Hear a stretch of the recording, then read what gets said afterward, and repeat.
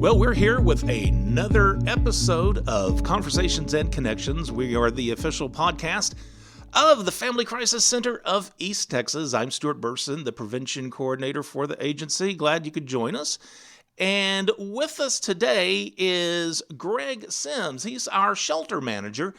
Probably most of the time when people think of the Family Crisis Center, they're going to think of the safe house or the women's shelter. They're going to probably think of of our stores, of our thrift stores.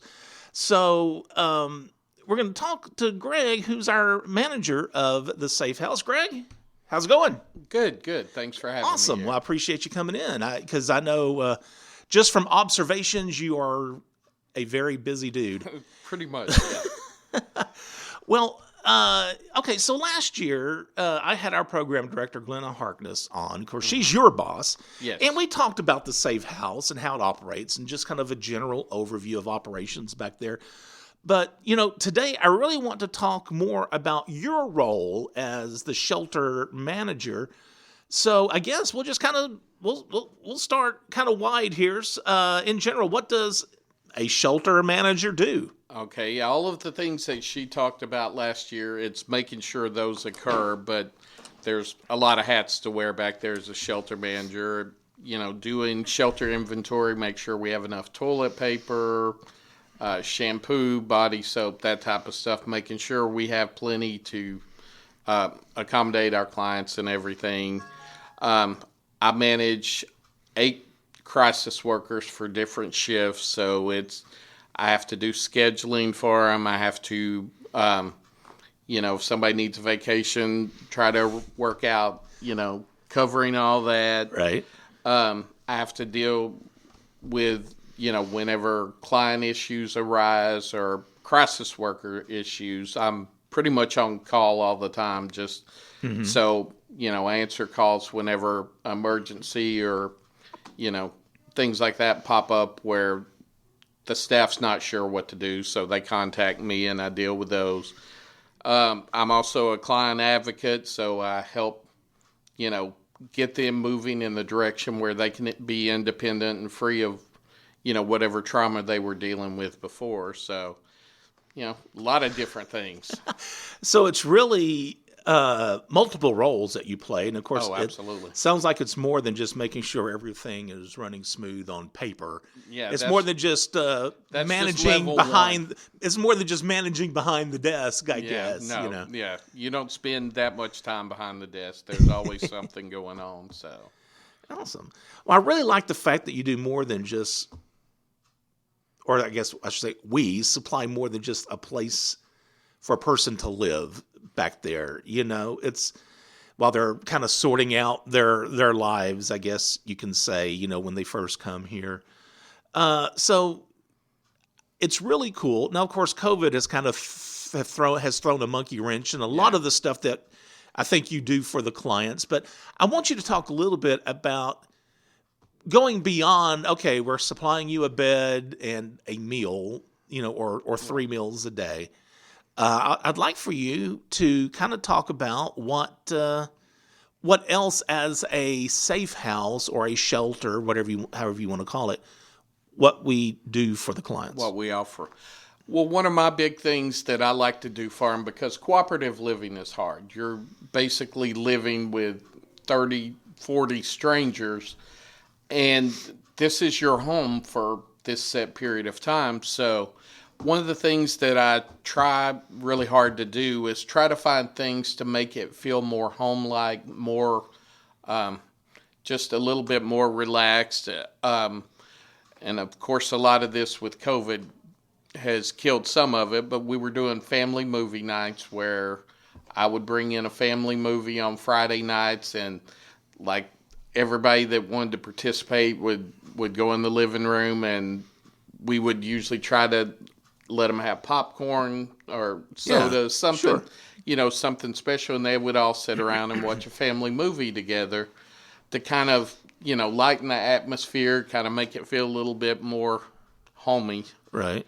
We also have a book program with Kurth Memorial Library, so the first Wednesday of every month, they bring a new shipment of books, they pick up the old ones, but these are all available for the clients to check out. So, a little bit they can kind of escape into a good book while they're, in their downtime. And that's one of the things I'm really proud of, that I really like, that we were able to get together. And back before COVID, we had a thing going with the hair schools where their students were coming in and cutting our clients' hair for free. And we made like a big day out of it. And Well, that's cool. yeah, it was really, really nice. Like I said, eventually I'd like to get back to that, but we'll have to see what happens. So. Oh, excuse me. Let's talk about COVID for a little bit. That's the ugly topic nobody likes to talk about. How has the COVID pandemic affected the operations in the safe house? Well, and with like where I was talking about the cooperative living, and of course when the clients are in their room, we don't require that they have to wear the mask in there, but if you have everybody out in common areas, whether it be the family room, the dining room, anywhere where they're going to be interacting with a large group of people, we do require that they wear their masks, outside of eating or drinking or whatever. And, and that's kind of uncomfortable for a lot of people because they are at home, but yet at the same time, they still have to wear the mask around. And like I said, I get it, but at the same time, we are trying to do our part and try to keep everything under control and keep, something from spreading within the safe house, because we are in a tight environment there, and we don't want it turning into a giant petri dish. So, one of the things I want to touch on while I'm thinking about it, and I think it's more unique maybe for your position than it is for mine, is I think everybody knows, we are the Family Crisis Center, a.k.a. the women's shelter. Right. And probably most of the time, of course, we always emphasize this, and we've emphasized it here on the podcast, and when we go out and talk to folks, that we do accommodate men as well if needed. We'll take anyone. You don't have to be a woman. Right. However, probably most of the time, it's 100% women back there. And here we have a man who's running the show back there. What has that been like? It's been very unique and interesting because, and I mean, with, like you said, we do take in men also if they're in domestic violence or sexual assault situations. So I think that kind of led into the openness to have a man as a shelter manager. But I have experienced, like, I've gotten phone calls where I've taken hotline calls or whatever, and a woman will go, "Wait, who are you again?" And then when I tell her, and she's like, "Why is a man running the shelter?" And I have to explain to her, kind of that we're inclusive and that, it's not an issue, it's not a problem, and we can help them out. So I remember it was like the first day I started here, I don't even think they told the staff that they hired a man as the shelter manager. So my first day walking in, I got a lot of strange looks, and like none of the clients would make eye contact with me. And they were having a support group that day, and I'd asked if it was okay with the clients if I sat in on it. And so they kind of talked amongst themselves, agreed, and let me sit in. So all during this support group, they kept asking for like a man's opinion on things. They started opening up. Interesting. Okay. And so I was very open and, gave my opinions on what they were asking about. Well, by the end of that session, like where nobody was talking to me before, I had several of the clients like, "Do you have some free time after this? Can I meet with you?" And it kind of opened the door for me. It kind of loosened up that tension that was there when I first walked in. But I've had a very few incidents in the last 2.5 years where me being a man has been an issue with some clients, and I've tried to like reassure them that, Right.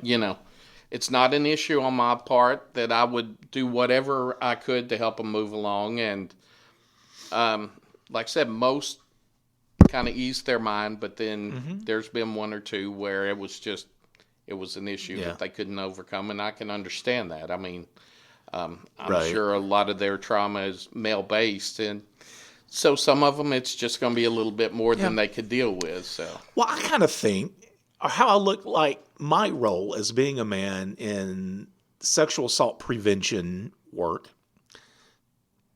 And I don't know, sometimes I wonder if this sounds selfish, but I almost kind of take pride in the fact that I am a man, and to show people that, hey, I'm an advocate for sexual assault prevention, for domestic violence prevention. Not all men are perpetrators, and there are men out there that can be feminists and who can, again, show that they're an advocate. right. And I kind of take pride in that. And I kind of like the fact that, hey, look, I'm a man, but I want to work with you. In general, I don't even look at it in terms, when I'm doing what I do, I don't think of it in terms of male or female. Right. I think of us, we're people, and we're people helping other people. It doesn't matter what your sex is, what your color. If you're in need and we can help you, that's what I'm here for, period. And that's what I do. Yeah. No, I agree 100%. And I think, and to be honest, looking now, since you said that, I probably don't think about my role as a male as much as I did when I first came here. Yeah. Just because, now I don't know. I know you go to conference. Well, no, I'm so tired of saying prior to COVID, but I'm going to say it. Prior to COVID, you probably went to as many out of town conferences as I did. Yes. Different ones, kind of different circles. But I know the prevention conferences that I go to, I'm definitely in the minority when it comes to gender. Oh, absolutely. It's mostly women. It's mostly younger women. Yeah. There we go. I'm the old man. Well, same here. In the group. So that kind of made me feel a little odd at first. Yeah. It's one of those things. It was the same with me, but after you kind of start going these, exactly, and it goes away because you're focused on what you're there for, sure, rather than external circumstances. So. right. Yeah. What have you gotten out of your? I'm kind of going off script a little bit here. That's fine. What have you gotten out of your work as far as, or I guess maybe I should say, what do you find rewarding doing what you do? Seeing people that come in at like very low points in their lives, and then seeing them, like empowering them to change their life, and seeing them being able to move forward and do these things themselves, and realize that, we're here helping them, but they're doing the work, and they're the ones changing their lives. We're just kind of helping guide them along the way, and seeing people turn around from just like having no hope to having a bright future ahead of them because they've been able to, make these changes. And so that's truly, it makes this the best job I've ever had. I mean, hands down. Cool. I've always been in jobs helping people, but this one is above and beyond what I did before. So. Funny you should say that because, you set this up. I'm kind of kidding with Greg, but this is a very good segue into the next thing I'm going to ask is, how did you find yourself here at the Crisis Center? Okay. Well, originally I worked in the MHMR field. I worked for Lufkin State School and St. Giles Living Center, helping people with developmental disabilities. I was supervisor there. And I can see you doing that. I mean, I can see you. And I did it straight out of high school, and I did it for 20 something years. And wow, really? Yeah. And I was going to college during that time, but I kept changing majors, couldn't decide what I wanted, kind of Yeah. just all over the place. And then I was kind of comfortable with my role once I became a supervisor out there, and I kind of backed off the school a little bit, which, I regret now. I wish I'd done the things I did earlier. But back in 2009, it was actually 4 days before Christmas, I got hit by a drunk driver. I spent 6 months in the hospital. Now, you got hit by a drunk driver. Was you in a car or was you? Yeah. Oh, well, Hit I just me. didn't know if you got No, hit no, while no. you was in a car or if you got hit like physically, your body We got were hit. on 103 bridge and hit head on going 75 miles an hour. Oh, He gosh. came over into my lane on the Jeez, bridge. okay. And so I spent a long time in the hospital. I had a lot of injuries. I couldn't really do what I was doing before, and it kind of, it was kind of dark. I had to reevaluate what I was going to do moving forward. And actually, while I was in, it was a nursing home / rehab, and there was a social worker there that came and talked to me every day. And it's just one of those things, kind of like a epiphany, kismet, fate, whatever. It hit me what I wanted to do. And because of some of the crime victim compensation and different things, I was able to go back and finish both my bachelor's and my master's in social work. And I had no idea you had a master's. Yeah. I don't know if I even knew you had a bachelor's. So you do have your master's in social work. Yes. Awesome. So there was actually a 9-year period in between the time of the wreck when I went back and finished my bachelor's, and then I was off for like a year, I still wasn't really finding a job. I'm actually through the Workforce Commission. I think at that time I was the only person they've ever paid for an advanced degree on. So they helped me pay for my master's degree. And then after I got that, I was kind of looking around at different jobs, and I was actually thinking about going into nursing homes, because that's where I did a lot of my internships, and that kind of spoke to me. But nothing was really opening up, and I saw the posting for this, and I put in for it, and I met with Glenna and Whitney, and it wasn't even like an interview. It was just like a conversation where everything was clicking, and I had to wait like another 2 or 3 weeks, and I was like, I want that job. And then they called and offered it to me. So Very cool. Yeah. Very cool. I want to kind of wrap things up. Of course, what you do here is awesome. But you also do a lot of community work outside of our agency. The one that I'm probably most familiar with is probably your community Thanksgiving that you kind of run and you're in charge of every year. Yes. And that's why I'm actually involved in a lot of stuff. And that's the one I'm most proud of, just because that came from me and a friend of mine sitting around one night, and he actually mentioned, he lived down the road from Kiwanis Park, and he was talking about how his family every year had, they fixed this big Thanksgiving, but by the time all the family had gone to 3 other places and they had eaten everywhere else, and then they come over there, and they always had this great big amount of food left.